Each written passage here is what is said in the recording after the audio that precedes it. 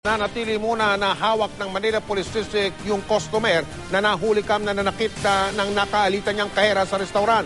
Mula sa lungsod ng Maynila, nakatutok live sila Roque Lara. Mike, dahil na rin sa utos ni Manila Mayor Alfredo Lim, ay inibitahan na para sa custodial investigation sa General Assignment Investigation Section ng MPD si John Paul Encinas. Ito ay sa panguna na rin ni retired Lieutenant Colonel Mar Reyes, ang nagpakilalang Assistant Department Head ng Office of the Mayor. Pasado alas 4 ng hapon nang dalhin siya sa MPD ng mga taga Manila City Hall Special Operations Group. Maayos na sumama si Encinas sa grupo. Tahimik itong naglakad papasok sa MPD kasama ang kanyang mga magulang. Giit ni Encinas, di kumpleto ang kwento kung bakit nag-init ang ulo niya.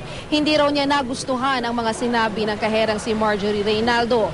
Sa CCTV na lumabas sa 24 oras kahapon, makikita kung paano dinuro, hinatak at pinakain ng pera ni Encinas si Marjorie.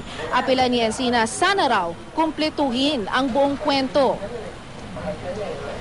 Kahit ano pwede niya sabihin. Pero hindi totoo.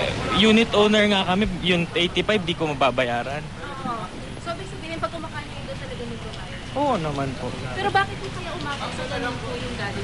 Hindi ko po alam, baka may nagsusulsol.